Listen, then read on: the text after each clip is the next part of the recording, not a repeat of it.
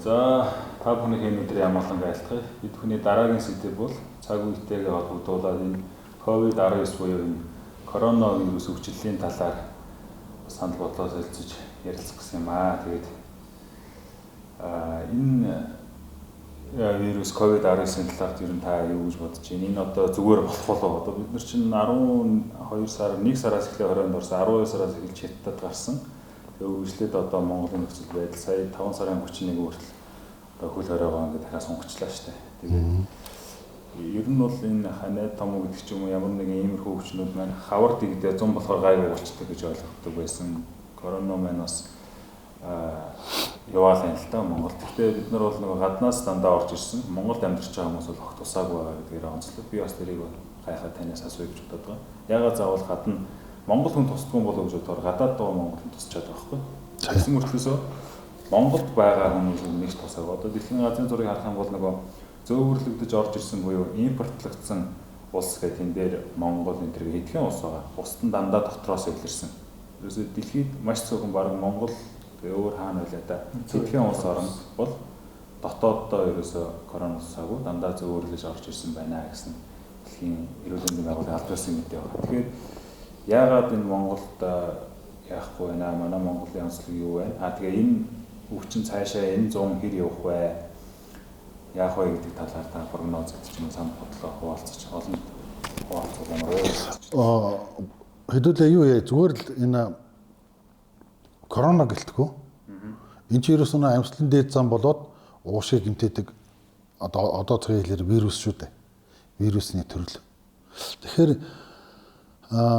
энэ удаагийн цар тахлын юу бол жишээлбэл амьслан замыг гэмтээдэг одоо бид нар түрүүний төрөлгөөр ярьжсэн нөө харь узуурс гэдэг.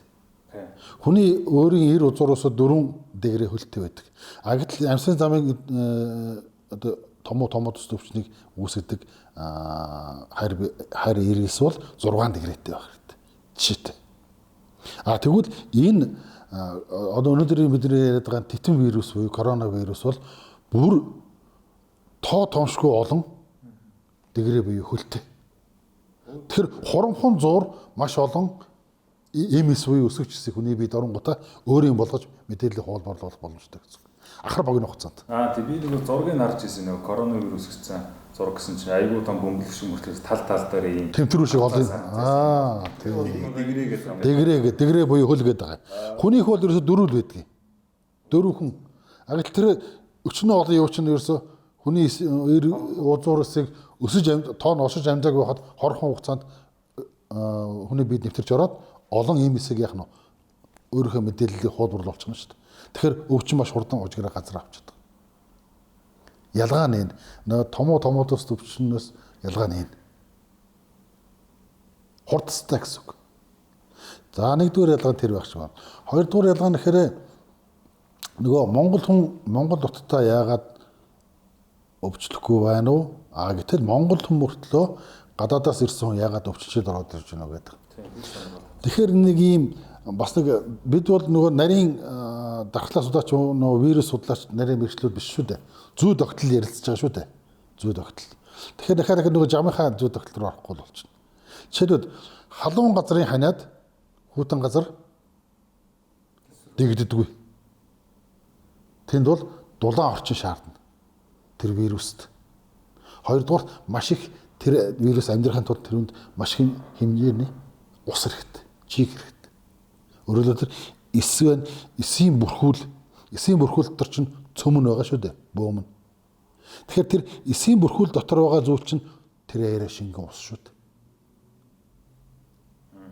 Гэтэл Монгол шиг хуурай хүйтэн, хуурай халуун урамсалтай газар ирэхээр нөгөө тэр вирус чинь өөрлөгөө амьдрахын тулд ус татнаа, чиг татнаа да эсийн бүтцтэй хадгалахын тулд.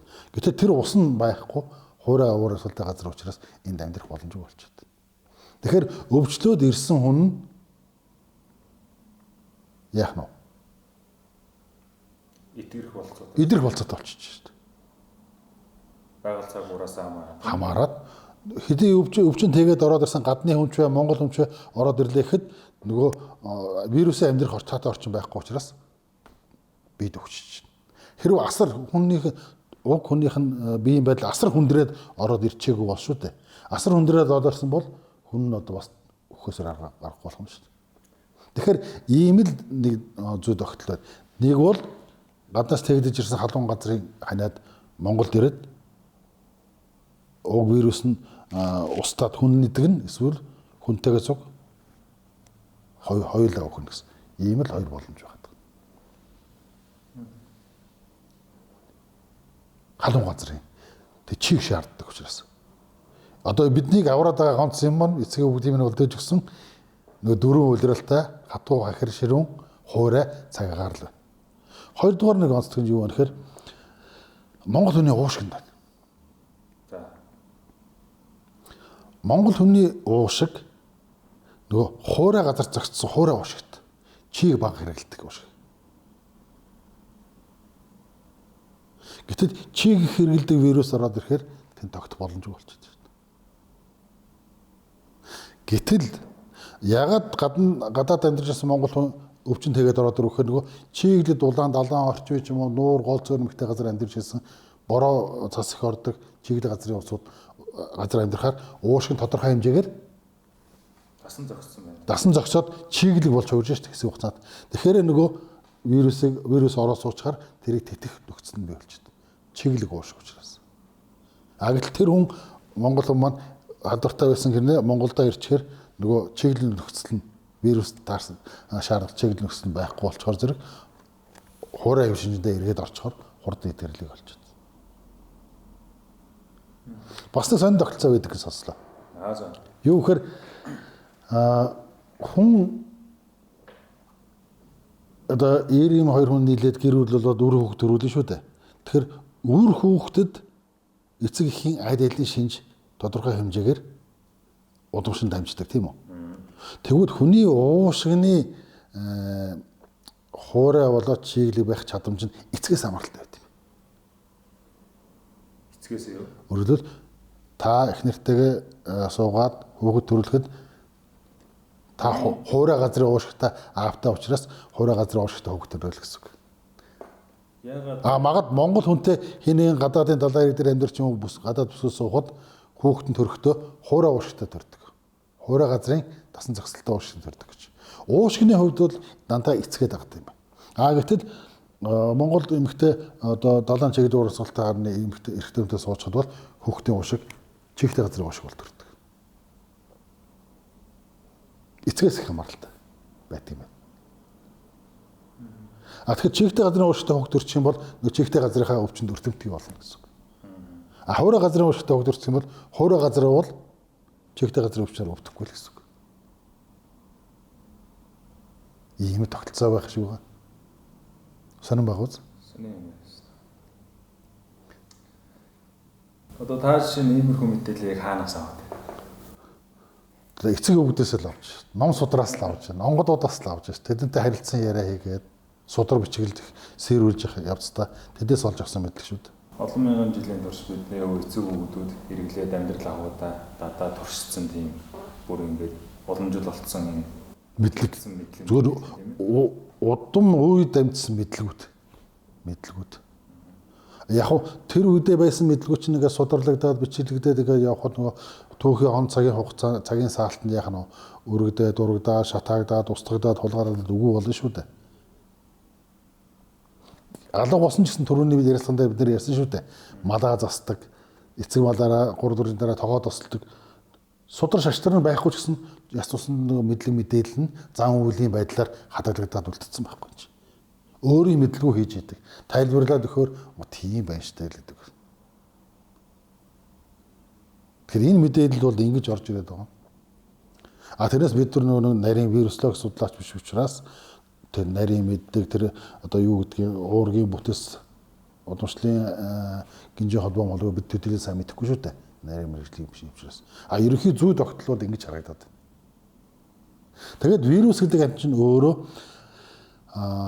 ялангуяа тэр томоо төс төвчин гуурсан хоолойн өрөвсөл үүсгэдэг уушгины цуцангийн хатгаа үүсгэдэг вирус чинь өөрөө хит халуунд тесрүүгүй. Өндөр халуунд даадгүй. Тэгэхээр зуны хаагим халуунд тэр гарч ирэх боломжгүй болчиход. Цөөн тоогоор үзэгддэг. Халууны ханиад цөөн тоогоор үзэгдэж нийт олныг хамарсан өвчлөл үүсдэг.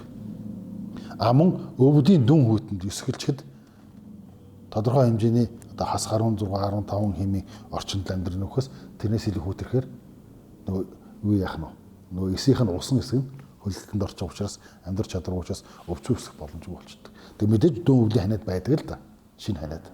Гэхдээ энүүд нийт олныг хамарч чаддаг. Тэгэхээр нөгөө хүүтнээс уран дэвшилж, уран дулаанаас хөдөлшүүлж завсрын үйлдэл нөгөө амьдрах орчинд нөгөө агарын хэмийнх нь таатай орчин бий болоод байгаа учраас хүүтэн газрын ханиад гэж манайд ийм ханиад үүсдэг. Тэгэхээр энэ хүүтэн газрын ханиад үрдсэн хүн халуун газар очиход байхгүй болчих шүү дээ. Яг л халуун газрын ханиад манайд тэгэхээр яаж зөөвлөгдөж ирээд хүн нэрүүлжиж өвчин устдаг яг тэрнтэй адилхан л хүүтэн газрын ханиадтай хүн халуун газар очиход алга болно гэсэн үг шүү дээ. Халууныг тэр дэсэхгүй учраас. Энэ вирусууд бас халуун газар гэсэн гараад байгаа нь аюултай юм шиг. Бид нар бол хараад байна шүү дээ. Халуун газар гараад байгаа хэрнээ харьцангуй нөө чийгшлэхтэй ус том далаа нуур цөөрөм голын том мөрний хажууд байдаг усуд бол өвдөд байгаа шүү. Чиглэг амьдарч байгаа орон зайд харьцангуй чиглэг. Өөрөөр чиглэг байхаар тэр вирус чинь өсөж өрчих нөхцөнд бүрдээд байна шүү дээ. Хуурай болохоор зэрэг боломжгүй болчиход байна. Ягаад гэвэл анх гарсан гарал үүсэл нь дулаан газараас өссөн учраас. Гэтэл Монголч нь ингэдэг шүү дээ заримдаа өвөл дөнгөж эхэлж хаад маш олон хүүхдүүд бага насны хүүхдүүд өвдөөд хатгаа аваад 3 сар өрсөлдөд инлэг твтэд орон дүүрээ шалаар ингээд гуц тавиад зулцсан байдаг шүү дээ. Эн чинь хүүтнийх. Тэгэхдээ тахлын хэмжээнд биш. Бүр уус дамсан, төв дамсан цар тахлын хэмжээнд гардаг шүү дээ. Зөвхөн нэг улсын хэмжээнд, нэг хотын хэмжээнд ч юм уу те хэсэг газрын хэмжээнд гараад байгаа. Сүрлийн хэмжээнд биш. Гэхдээ одоо нэгд ингээд өшиг ханиад татгалгаа ярьсан чинь зөвхөн энэ COVID-19-с өмнө гэсэн 19 онд Монгол асрын хуушигны хатгалгаагаар ингэж татсан гэдэг би мэдээлэл сонсч байсан л та.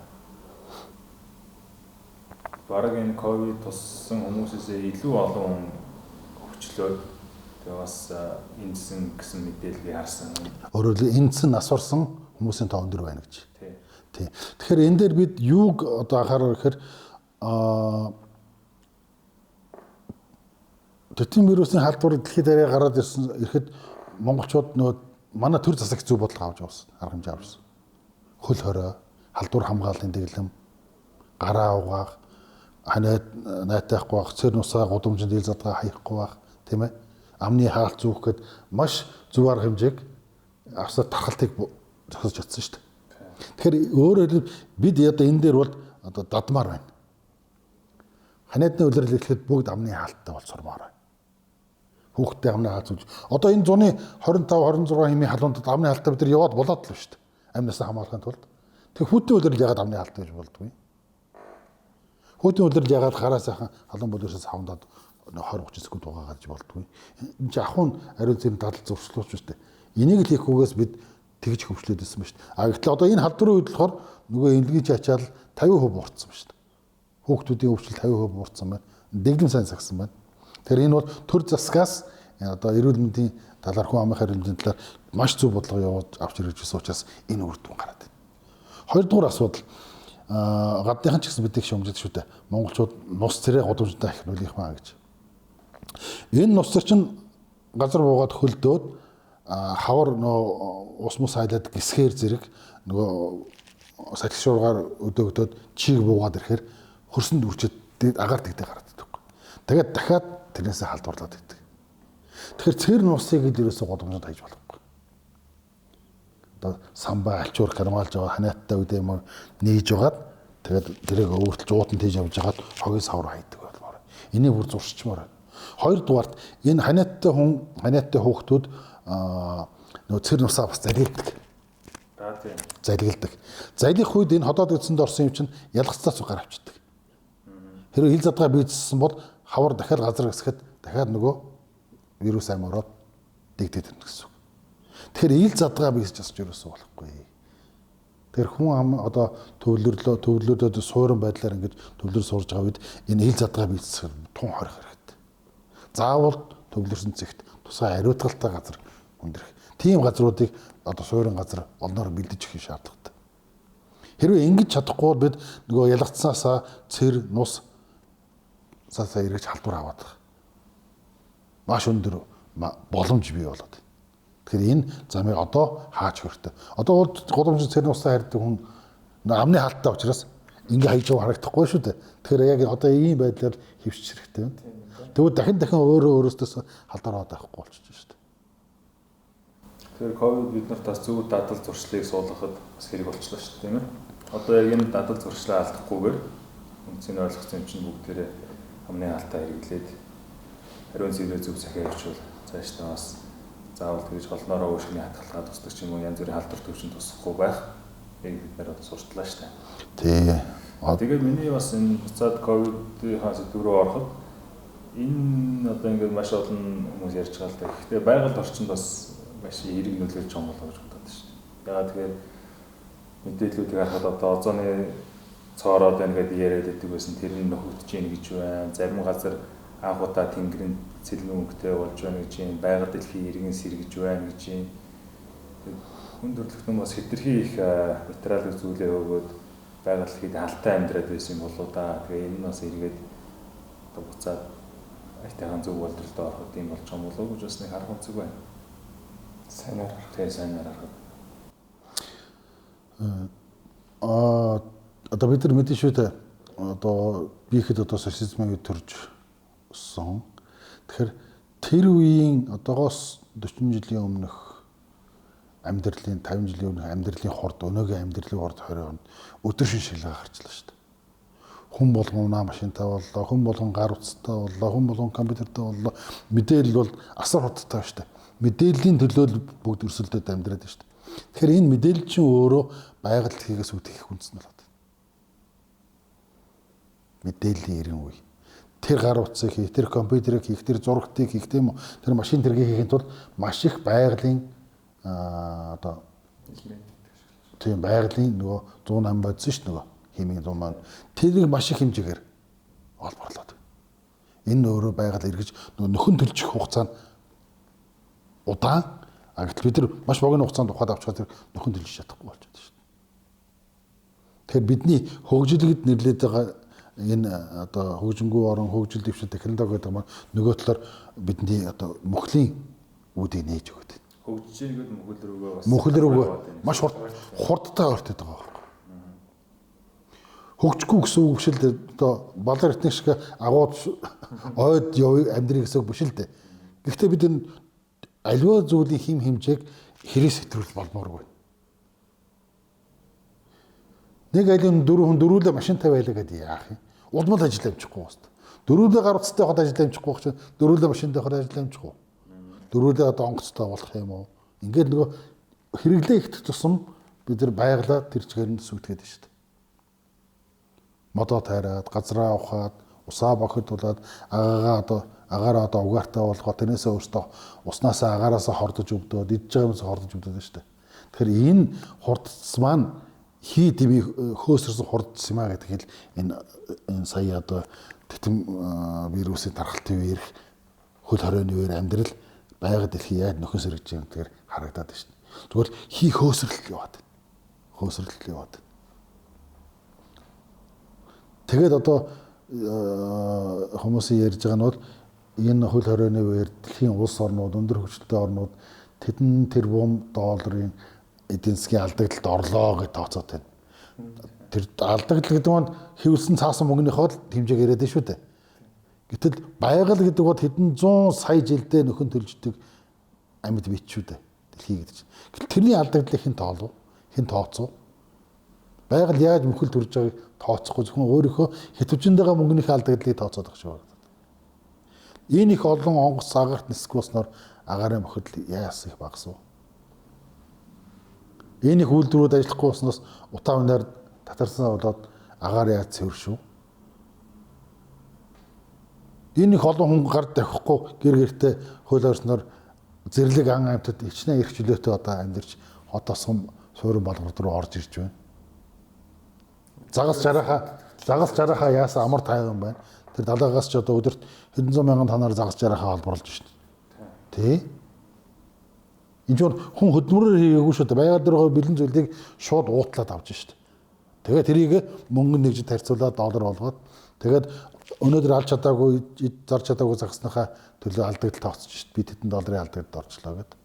Хов хүн болоод улс орон тэдэн тийм алдагдлалд тооцож. Гэтэл эсвэргээрээ байгаль яаж сайхан 4 сарын хугацаанд нөхөн төлж өнгө төсөө засаж байна уу? Тэгэхээр одоо энэ бол хүн төрөлхөнд өгсөн нэг өсний сургамжил гэж юу бодоод байгаа. Бид яаж амьдрч ээж үү? Яаж амьдрах боломж байна уу гэдгийг л харуулж байна шүү дээ. Тэр хитээцийн хэрэглээ буцаад хэвийн байдалд орж байна. Энийг зарим хүн буюу мөнгө олдог бизнесийн хүн бол алдагдал гэж хараад байна. Гэтэл эн чинь бидний хэрэглээ бол зүгээр буцаад хэвийн байдалд орж байгаа. Яг тэгвэл бид нар хэрэглэх ёстойгоос илүү их хэрэгэлдэг.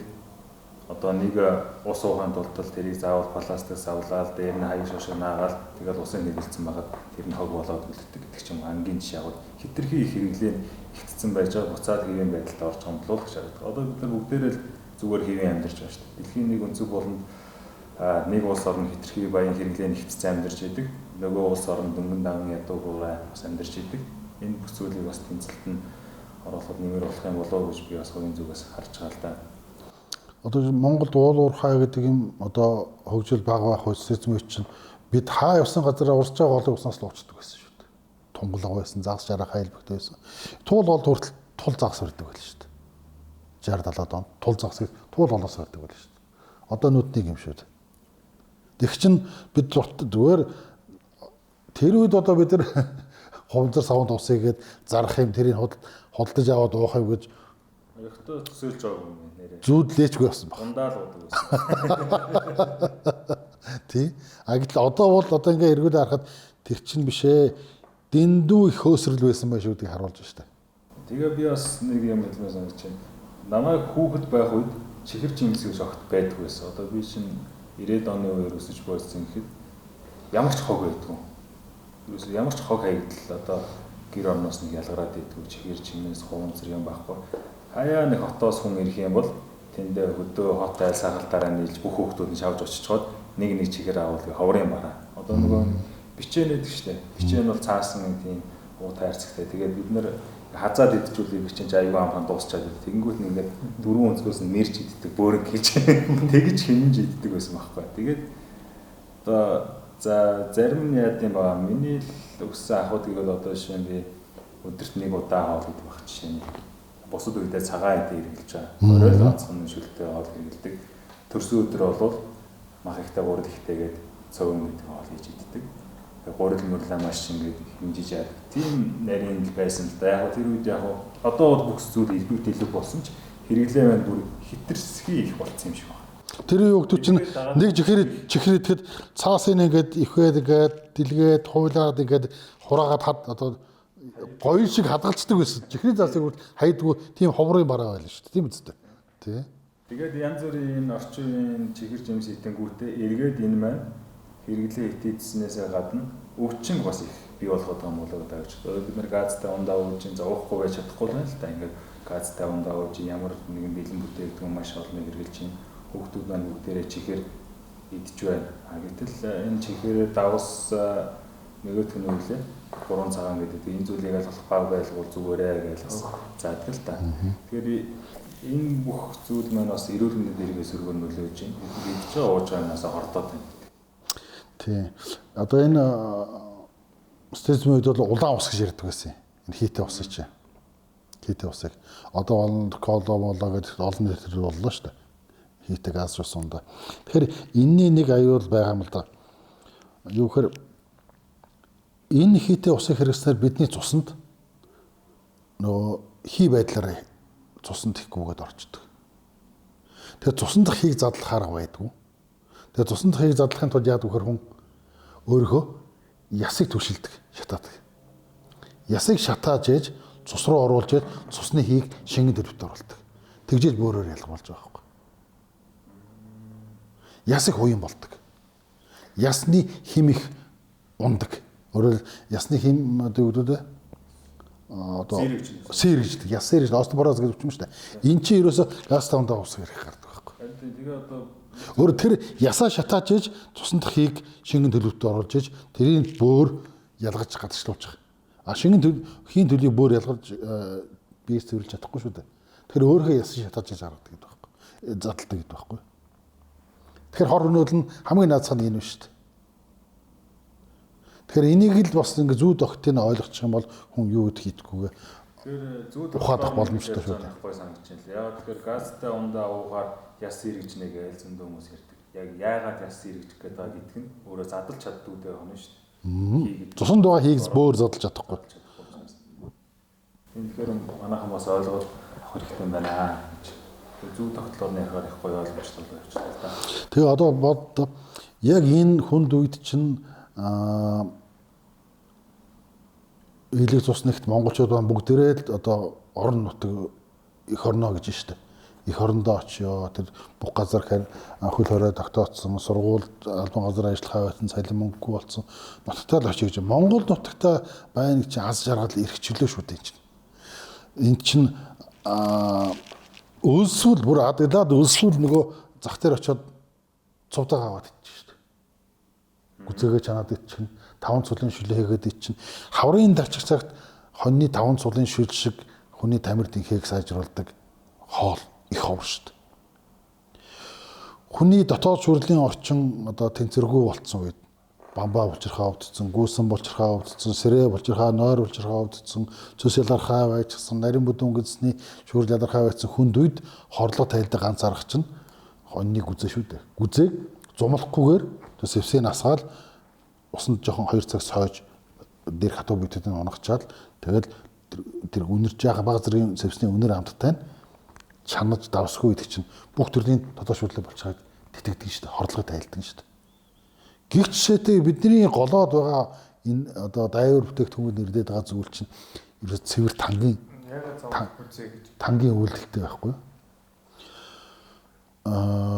Жишээд бид одоо өөртөө 5 хошоо мал шиг газар уурсан ногоог шууд зулгаагаа идэж чаддаг.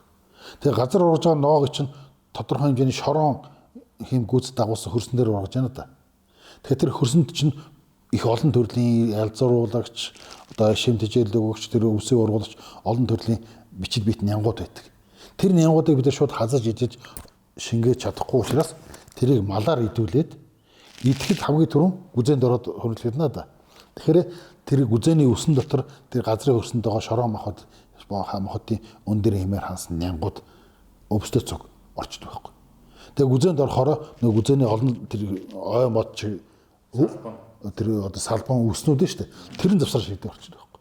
Тэгэхээр тэр босуулж чадаагүй ваасыг гаргаж хачаад зөвхөн өнгөсгийн сойж угаачж байгаа. Тэгэхээр тэр олон нянгуудыг бид нар шууд гүзээтээр махан байдлаар уурах байдлаар хүртчихэж байгаа байхгүй. Тэгэхээр тэр уурах байдлаар хүртсэн хөрсний хэмнэн хансан шорон бичил биетнүүд хүний биеийн дотоод шүрдлийн орчныг тэгшдэг байхгүй. Тэнцвэрж өгдөг. Нөгөө бамбаа олчраа томорцсон байдаг. Хорлогод орцсон бамбаа олчраа шүүрэл нь багассан байж гаднаас шүүрлийн нэмж авдаг тийм ээ. Нойр улчирхаа өрөвссөн байдаг. Чихэр задалдаг шүүрлээ ядруулж чадхаа байдсан байдаг. Цөс өтгөрцсөн байдаг. Ийм хорлогын олон төрлийн өвчин байна шүү дээ. Шүүрэл өвчин. Энийг чинь тэнцвэрж өгдөг ганц зүйл чинь хоньны шинэ үзэн шүү дээ. Үстэйгээ. Тэр үсний шигүү ус буюу тэр ой шиг юм дотор байгаа тэр бичил хичнээн сая бичил биетэн чинь бидний ангааж шүү дээ. Зөвхөн нэг уурахт махаасаа илүүгээр ангааж байна шүү. Тэр Монгол малын саяхан байдгүй нь хоёрдугаарт Монгол мал бол явдаг эмийн сан. Ямби 96-аас илсэн байдаг шүү дээ. Бид нар бол 5 хошуу малаараа дамжуулаад маш олон төрлийн эмийн ургамлыг боловсруулад ирдэг ард түмэн гэдгийг зүү тогтолцоонд гарч ирдэг ярьж байна гэж ойлгож байна. Тийм шүү. Өөрөөр Монгол нутагт ургадаг бидл өвс гэдэг байгаас энэ чинь эмийн чанартай өвсүүд байхгүй юу? Бидл өвс гэдэг тоохгүй нэрлэлсэн болохоос дандаа эмийн ургамал байхгүй юм чинь. Тэр эмийн ургамлыг малдаа хэдүүлээд малын бие шингэхээр нь махаар нэмж бид нар хэлж байгаа байхгүй. Тэгэхээр эмийн ургамал өвснүүд маань эмийн ургамал шиг байхын тулд энэ байгаль маань өөрөө онгон зэрлэгээрээ хүндөөтэйгөө байх хэрэгтэй байна. Эрүүл байх хэрэгтэй гэсэн. Бид нар энийгээ төрийн бодлогоор хамгаалж явах хэрэгтэй байна. Тэгдэг. Одоо сая энэ цар тахлын үед төр маань маш сайхан арга хэмжээ авлаа шүү дээ. Хөл хорой тогтоогоор бүх үйлдвэрлэл үйлчлэгээ бүхний хаагаад инглээ шүү дээ. Тэгээ энэ жил утаагүй хөгжлөө бид нар тийм үү? Сайхан хайрцангу яг гар зохирол байсан хэдий ч утаагүй хөгжлөө. Энэ хойшлоо нөө алдаан дээр суралцаад хор хохирлоо багасгаад явчихсан шүү дээ. Тэгэхээр авслын замын өвчин дахиад 50% буурна шүү дээ. Нөгөө 50% байсан орны дөрвөлч одоо 25 болж буурах нь шүү дээ. Ингээд төрсөн маань хүнлүүгээ чиглэсэн арга хэмжээ. Хүнийхээ эрүүл мэндэд чиглэсэн арга хэмжээг аваад тэрийг нэгдүгээр тавиад эхлэх юм бол эрүүл Монгол хүн ямар ч ажил хийнэ. Эд хөрөнгөтэй болох боломжтой болно. Эрүүл Монгол хүн сурч болох боломжтой болно. Эд хөрөнгөтэй болчихвол. Эрүүл Монгол хүн найз нөхдөдтэй болно. Эрүүл Монгол хүн хайн ажилтай болно. Эрүүл Монгол хүн өөр хүүхэдтэй болно гэд энэ чинь төр засаг анхныхаа суурь бодлогыг эрүүл мэнд дээр хүн амхаа эрүүл мэнд дээр цогц анхаарад өгчих юм бол бусд нь аяндаа өөрөө бүтээ явчихдаг гэдэг байна. Гэтэл нэг компани юм уу, нэг улсын байгууллага, төсвийн байгууллага, төрийн байгууллагын ажилтан өвөл өвдөөд юм уу, ханаа түрээд эсвэл ходоологдсон өвдөөд, бөөрн өвдөөд ингээд явхад тэр хүний хийх ажлыг бусад хүмүүс нь хийж, зарим газар хийж чадахгүй шүү дээ. Ингээд эн чинь алдагдaltaд орж байгаа шүү дээ байгууллага. Тэгэхээр эн чинь эрүүл мэндээ анхаарал Монгол хүнийхээ эрүүл мэндийг хамгийн түрүү анхаарч чамд босож бол аяндаа бий болоо юм шүү дээ. Тэр мал аж ахуйг явдаг имийн сан гэснээс фермерийн мал аж ахуй хөдөө аж ахуй бэлчээрийн мал аж ахуй энэ хоёрын ялгааны талаар. Монголчуудын уламжлалт 5 малаа хээр өдөөр хадгалдаг арга бол нөгөө имийн ургамлаа идээд малны эрүүл хүн эрүүл амьдарч байна. Тэжээлэр малж байгаа мал бол нөгөө сорчилж өөртөө хэрэгтэй өвсөө идэхгүй шүү дээ. За нэг хөндөй 5 мал бэлччихээг. Тэгэхэд өхөр бол дандаа яах нь вэ? Урт штэ өвсөө хэлээр орож идэв шүү. Дээр дөрөндөө шүд байхгүй юм шаацахгүй. Тиймээс дандаа хэлээр орж идэв. Тэгэхээр намхаа өвс идэхгүй. Тэгэхээр урт өвсний чинь шилбэнд юу байдгийг чихэр их байдаг шүү дээ.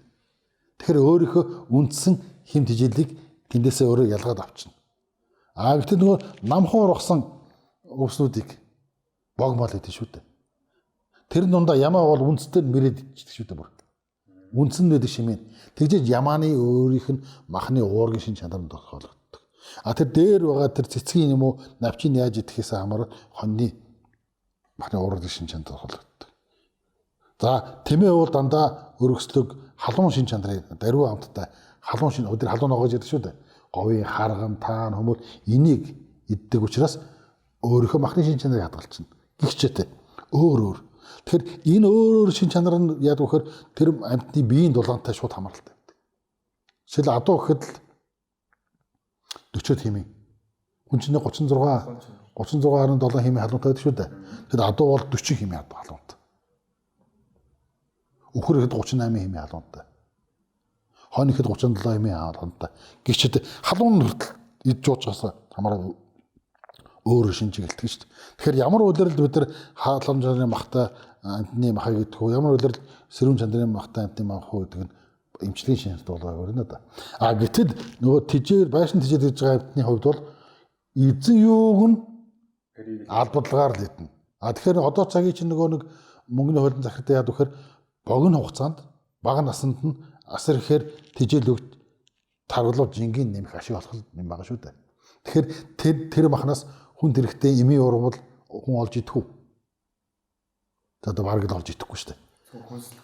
Тэр нь одоо юу гэдгийг одоо эмийн шин чанартай бас зүгээр тэр малыг нэг бол дэлэнд нь сүү ариун оруулах, нэг л биеийнх нь болчиг хөөт хонруулах үйлдэлийн зүйлүүд одоо даавар, антибиотик ч юм уу тийм ээ өөр өсгөлтийн зүйлүүд өгöd байгаа шүү дээ. Тэгэхээр энд эмийн шин чанар байхгүй. Харин ч эсрэгээр яваанд хордож мэднэ. Ягаад гэвэл нөгөө богино хугацаанд тэр их мод чинь нэг дор тэжиж байгаа учраас башин тэжиж байгаа халдварт өвчнөд өртүүлэхгүй тул антибиотик хоолтож толжгүй шүү дээ. Антибиотиктай мах эдсээр байгаад хүн өөрөө антибиотик төсвөр чанар модоод эхлэх шүү дээ. Хамгийн наацхан жишээ. Энэ бол барууны буюу өндөр хөгжилтэй орнуудад байнга тохиолдож байгаа гачлан шүү дээ.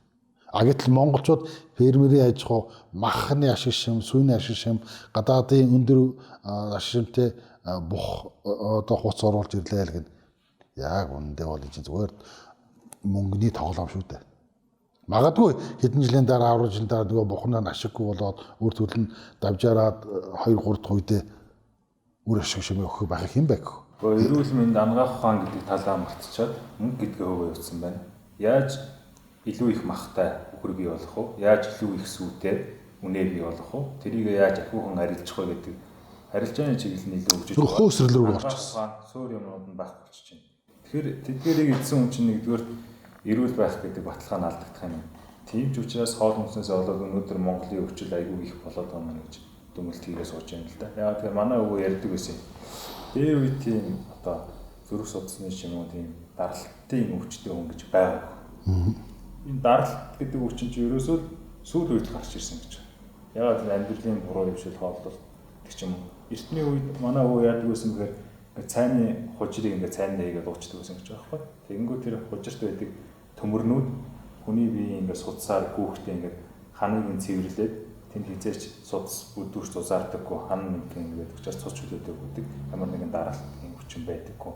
Тэгээ хооллох зүйл нь өөрөө янз бүрийн юм даавар антибиотик гэсэн юм байдаггүй учраас өвчтөе хүнийг олоход за ховор байжээ гэж. Гэтэл одоо эрүүл хүнийг олоход бараг хэцүү болсон байна гэж хараад шүү дээ.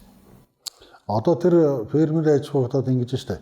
Одоо өнтэй хоол идэх ресторанууд орох чинь нөгөө үхрийн махан стейк гэдэг шүү дээ. Тэгээд томоор нэг шаардсан.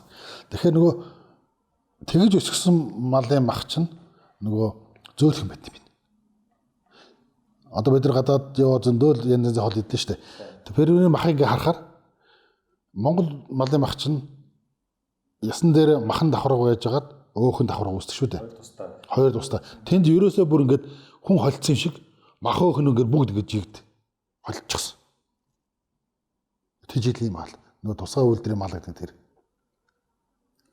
Хоёрдугаар нөгөө Монгол малын махаар стейк хийхээр, үхрийн махаар стейк хийхээр нөгөө баян дөрөв бэлчээрэлж явдаг учраас булчин шүрмэсний хөгжил сайтай хатуу. Тэгэхээр үн төрдгөө байна л да. Гологдоод байдаг. Уг нь эн чинь бидэрт олцсон юм байна. Яг ясан дээр жинхэнэ эрдэнэ байгаа гэдэг. Нэгдүгээр махан эмийн ургамлаар холцсон учраас эмч хийж чанартай. Хоёрдугаар хатуу учраас хүн зажлахаас өөр арга байхгүй. Тэр зажилтыг хийн гэдэг чинь хүн нөгөө өөрөө өөрийгөө эрүүл байх үндэс нь болчиход.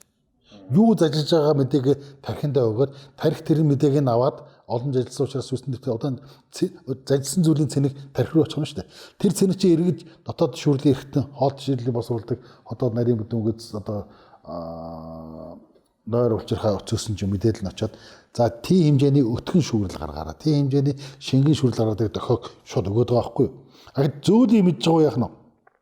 За тийж олон зажлахгүй зөөлөртөн зажлахгүй учраас дөрөвдөө зажлаад байгаа учраас за ер нь махал идэж гэнэ гэсэн мэдээлэл тархинд очиод байгаас дотор эрхтэн бол нарийн ялга заагсан шүүрэл ялгархгүй шүү дээ. Энэ нь өөрөө өвчлөлийн суурь болчиход байгаа. Тэгэхээр голон байж ажиллана гэдэг чинь бүр даахгүй хайсан ажиллаж байгаа нь олимпихгүй да шившүүлтийг аваад тийм үү.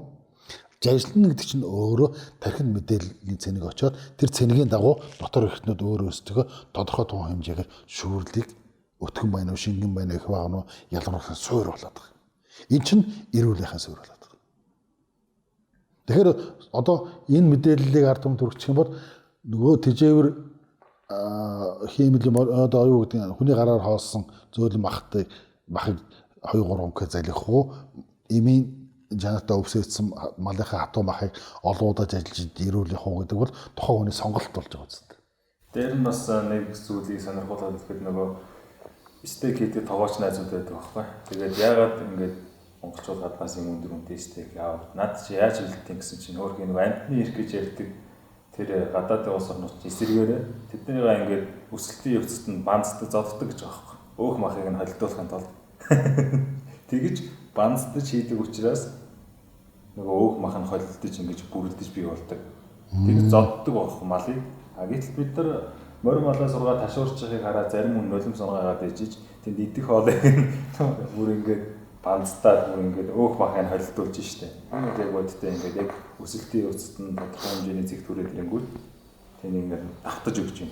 Тэгээд эсэг хугацааны дараа дахин тэр дотороо хөждөг ч юм уу дахиад холилдоод ургаал төлжөөл явдаг юм байна л та. Энэ бол яг тоглож хүмүүс сонсон мэдээлэл. Тэгэхээр ингэж бас бэлддэг юм байна. Тэгээд Ер нь амархан хийдэг, амархан одоо болчдөг юмны цаан чинь заавал нэг хоруу чанар дагалдаад байдаг шүү дээ. Тэгэхээр зөөлхөн гоё байх тусмаа тэгээд эргээд бие махбодд маань муугнууд өгнө шүү дээ. Тэгэхээр аль болох голомж ажиллаж аль болох биедээ ингэж мэдээллийг нь өгснөөрөө ирүүл байх. Ерөөсөө хамгийн энгийн бүх хүмүүний чадах зүйл юм шүү. Ажиллана гэдэг чинь. Тийм шүү дээ. Хүн хоол хүнс сэргэлээд байгаа бол аманд чинь шүдэл байгаа бол байхгүй ч гэсэн буйл байгаа бол ядаж хүлэх хэрэгтэй өстэй. Хүлхэж хүсээрээ дэвтэх хэрэгтэй өстэй. Энэ жил гол үндэс. Энэ эрүүлэхийн зарчмын зүй тогтол. Тэрнээс ходоод өвдсөн тиймийг сургаа тиймээс харагдаад тэрийг юмээр дарна гэдэг бол нарийн үйлдэл шүү дээ. Эмчийн үйлдэл. Тэгүүлэхгүй тулд тэр аманд байгаа тэр араа шүдэрээ хоол хүнсээ бодолцоо ажиллаад амны хөндөд байгаа шүсээрээ дэвтээгээд тэр мэдээллийг тархинд өгөөд өөрөөгөө эрүүлүүлэх нь хүн болгоны мэдэх ёстой босрол байхгүй. Эн чинь хооллох босрол, хоолны соёл. Өөрөөр хэлбэл бид нар барууныхан шиг одоо Азийн орнууд шиг ширээ дүүрэн 2 хүн хооллоход өчнөө хоол идэ бодо тавьж иддэггүй шүү дээ. Тийм үү? Мах гурав шууд ногоо байхад болчдөг. Гэтэл тэрийгэ босруулж чадах соёлтыг л хоолны соёл гэж нэрлэж байгаа байхгүй. Зажилж чадахгүй бол хичнээн гоё юм бидэд нэмэр байхгүй. Хичнээн олон амттай гэдэг нэмэргүй болчихж шүү дээ. Тэрнээс ууслал ингээ гоё гангаа сэрээ тавьчаад баруун талдаа утгаа зүүн талдаа сэрээгээ барина. Гоё гангандаа бол ер нь хооллох соёл мөн л дөө тэр. Гэхдээ мөн чанар нь бол яг зүй тогтлоо наваад юм бол хоолыг яах гэж идэж байгаа. Бид эд эсийнхээ нөхөн төлжтгийг явуулах гэж байна. Залуу өсийг төрүүлэх гэж байна. Биендээ дулаан үсэх гэж байгаа үстэй. Тэхийн тулд тэр зажилт хийх хэрэгтэй байхгүй. Савхаар идэж болно, хуруугаар идэж болно, гоё халуус тэр ялан ч болно, ялгаа байхгүй. Яг дотоод мөн чанар нь бол тэр хүнсийг заавал зажид идэх ёстой гэдэг л энэ хоолны босрол байхгүй. Хоолны соёл. Таны ярианаас бид нар бол өнөөдөр хэлбэрт их анхаардаг болсон юм байна. Гадна талаас яаж харагдаж байна, яаж нээж байна. Харин мөн чанараа буюу яг язгуур юм мартцсан байна гэдгийг л ойлгож байна. Тэгээд нэг ийм асуудал байна. Нөгөө хүнээр байшин тэжрэгсэн мал чинь нөгөө байгалийнхаа шимт одоо ногоог идэж цэнгийг усыг ууж чадахгүй учраас нөгөө түрүүний ярьсан бид нэг эр малын мах эр зурсаг ярьсан шүү дээ. Тэгэхэд байшинд өссөн эр малын мах им шинжтэй болчдөг. Им малын мах шиг. Эр узуур шин чанараа алдчихдаг. Төмсгөн байгаа мөртлөө дандаа хүний хэрэгсэн юмыг өгсөн юм идж байгаа учраас им малын шинжтэй болчдөг. Өөрөөр хэлбэл байшин малсан эр малын махаа идэхэд хүний узуураас яах нь зочис сэрэхгүй нь шүү дээ. Ийм хэв шинжтэй болчдөг. Тэгэхээр байшинд бид нар ямар мал малж байна вэ? За одоо монголчууд одоодынхаа дөрөөр өхөр маллаад эхэлжлээ. Гахаа маллаад эхэллээ дөрвөлөрлөөр. Дахиа маллаад эхэллээ. Тэгэхээр байшинд малсан эдгээр малын мах бол эренч байсан ийм шинжтэй болчдөг. Харин тэр дахиа гадуургүйгээд өт орхоогоо шавар зурмгаа ингээд гүгээд идчихвэл эрг шинжээ хадгалцдаг. Тэр гахаа нөгөө өвс үнцээ ухаад газараа хөрсөн сэндчээд амьдчихвэл эрг шинж нь хадгалагдаж байгаа байхгүй. Эрг шинж. Тэгэхээр бид хэдий ч нэ байшинд бэлдсэн махыг идэн эрг хүмүүртэл ийм шинжэд хойрно гэсэн. Тэгээ им махтаа гэж ярьдаг шүү дээ сулцгаар. Яргаа махтаа ирчүүд ховордсон гэдэг чинь нөгөө им хүн сэргэлээд им гурил будаа хэрэглээд им шин чанартай одоо им хүүсийн шин чанартай малын мах хариу эзэн солиод хүүсний ялгуур хүртэл өөр болчихдог байхгүй. Мэмэн унжаад дуун дарисаа тийм ээ. Тэгээ нэг доожоогүй ганц үг хэлэхээр гомдоод урваачдаг нэмэгтэй шин чанар одоо тийм төлрүүг очдог байхгүй. Им махыг яаж ялгах юм? Одоо бидний идэж байгаа хоол хүнсэнд хэрэглэж байгаа нөхөр ч юм уу дахиад аль нь нэр аль нь юм гэдгийг бид нар гэрэлэнд яаж мэдэх юм? Мэд харах байхгүй. Нэг нь тэрийг хэрчээд одоо тодорхой хин жингээр жиндээд ингээд тавьсан бол юм мэд харах байхгүй. Дөнгөж мал хийгээд гулуузандаа байгаа тохиолдолд юм хадаж болно шүү дээ. Жишээл эр хон им хон мөнөх чинь эр хоных чинь сүвн гулуузанд салаанда байж идэг үст. Бид чинь бас гадаад тийх чи тийм одоо яхаа алдсан амьдралтай болсод биш шүү дээ. Ядаад 5 цаастай болчод яах нь хөдөө гар дахиад малын захтарчаад харж байгаа ир малаа хүртэл молуулаад гаргуулаад идэх чадaltaй болсод шүү дээ. Дэлгүүр тавьсан махнаас ямар ч ялгаа гарах байхгүй. Тэгээд дэлгүүр тавьсан гахаа дахианы махыг бол тэрийг ир байна гэж бодох jarах байхгүй. Бүгдийг им махал гэж бодох хэрэгтэй. Надад бас ингэж бодогдоод байдаг шүү. Би өөрөө ингээд Алс Баруун аймгийн төрч өссөн л тоо. Тэгээд тэндээс дандаа мах иддэг байсан. Тэнд амьдардаг байхдаа. Ингээ хүмүүсний бат бүх чанар өөдөр ч юм бие махбод айгүй их чанга байсан юм. Одоо оюутан болж ирээд ирснээс хойш ингээд асар их тэр доройтсон. Өөр дээрээ л анзаарч байгаа. За манаас мас зөндөө юм байгаа. А тэгээд идэж ууж байгаа ингээ маха харьцуулангуудын хот газартаа ойролцоо ч юм эндээс авсан мах ингээд маа нутагт ичижсэн мах хоёрын шин чанар нь өөр гэдэг нь мэддэгдээд идэх хоол хийгээд. Юугаар амдаж? Амтгүй болтох. Энэ ойрхон байгаа мах нь хол байгаа амттай. Яагаад гэж юм бэ? Мэдгүй. Тэгэхээр би ингэж бодоод байгаа. Одоо энэ ингээд харьцангуй талхлагдаагүй газар нутаг уул уурхай ч юм уу ямар нэгэн хүний оролцоо хол газар яг онгон зэрлэг яг тэр эмийн ургамдаа идэж байгаа мах нь илүү амттай байж байна. А гэтэл энэ хот орчны газруудад их бага хэмжээгээ тодорхой хэмжээгээр талхлагдаад эхэлсэн байгаа шүү дээ. Тэгээд тэр чинь ингээд өв сургуулийн талхлаа за ургалаа гэхэд тэрний эмийн шин чанар нь багасчт юм шүү. Ер нь тэг шүү дээ. Тэг. Нэг тэгүр нөгөө тэгүр чи хэс тэрхээс өмнө хөдөө ихийн хөвлөд бүрлдэж бий болсон. Тийм. Их чинь тэр нутгийн уул ус ургамлаар ундаж хоолж усын дээр махын дэж өссөн. Тэгэхээр чамд тэр хэм шингэсэн байгаа шүү дээ. Тэгэхээр тэр хэм нь чамд илүү дотно байж болох юм бас. Бас магадгүй л. Чи тэр хэмээр өндөр. А чи говьд хичнээн ажил амьдрал өгөөд ирээд амьдрсан тал дээрийн бусад амьдрсан ч гэсэн тэр хэмийг нөхөж авд ихгүй шүү дээ. Тийм учраас нөгөө хүмүүс ядраад нас өндөр болоод юм уусаад өвдөхөөр нутагт очиж бууцан дээр хөрвөөж гэдэг юм уу хэмээ цуглуулах гэж очдог шүү дээ. Дууны амралтын үеэр. Тэр чинь өөрөө нутгийнхаа хэмийг авах гэдэг.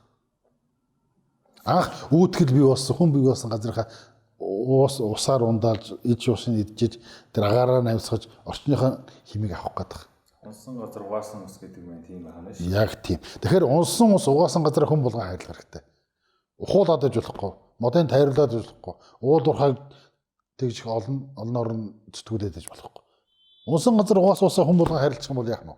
Монгол утаг ариун дагшин хэвээр байна. Бидний болоод бидний өөрөөхөд бидний ачтсаа тэдний хүүхдүүдийн үед яг энэ байгалийн онгон дагшин байдлаараа хүлээж өгөх бидний өөрөг шүү дээ. Тэгэх юм бол тэд өшөө олон зуун жил монголчуудын эцэг өвгүүдийн бидний нэрийг дурсгаж олон сайхан зүйл хийж өгөх амьдрах боломжтой болчихно. А бид энийг ингээд бохидолоо хайчих юм бол зэрэндэг хүмүүс болно. Зэрэндэг монгол хүн эд хөрөнгөтэй байгаад юу хийх вэ? Зэрэндэг монгол хүн найз нөхдөй байгаад юу хийх вэ? Зэрэндэг монгол хүн босролтой байгаад юу хийхгүй үстэй. Харахын жигтэй сургуулсан өвчтөй хүн ажил хийхгүй шүү дээ. Тэгэхээр бид эрүүл мэндэд анхаарах хэрэгтэй. Одоо шилээд бид нар ярьдаг шүү дээ. Энэ уулын ам танаа өвлж юу? Тэгвэл хэдэн үеэрээ одоо эцэг өвгдөрөө энд өвлдсөн бол энэ танаа мэдлээ. Тэрнээс аль нэг компани гүйжрээд модын тариад газар нөх хэрэг байхгүй. Та нар төвц хэрэгтэй шүү дээ энэ дээр. Ухуулахгүй ээ энэ чи хэдэн үе бидний бэлчээр нутаг. Амаа ингээд хамгаалчих юм бол хин тэнд очиж явах юм. Хин тэнд очиж мод таярах юм. Хин тэнд очиж ус бузруулах юм тийм үстэй. А харин энэ дээр нь төр зэсэг одоо бодлоготойгоор дэмжлэг өгөх хэрэгтэй байхгүй. Бид дэлхийн эдийн засгийн хөөсрөлтөнд орж ингээ хөөсөрч өрөнд орж явах уу? Мөрөөрөө сайхан амьдрах уу? А яг чансаатай нэг 2 3 хоногор хаагаад ч юм уу ажил болно үз. Тэрээр улс одоо эдийн засгийн байр нь үз. Бид бус дээр нь эрүүл амьдрал л да. Төдийгөөс өдөө хүртэл онгон дагшаараа байгаад ирсэн нутгийг одоо бид сүрүүлэх гэдэг шүү дээ. Тийм хөөсрөлтөнд дагаж ормооргүй л байна тийм ээ. Тэгэхээр эрүүл ус, эрүүл хөрс, эрүүл агаар бол монголчуудын амьдрах орон зай. Монгол малын амьдрах орон зай. Эрүүл хандсан. Эрүүл хандсан. За эрүүл монголчуудын төлөө гэдэг дуусах. Эрүүл монголчууд мандтугай гэж. Монголчууд мандтугай. Дараагийн дугаараа уулзтаа дүрвэртэй.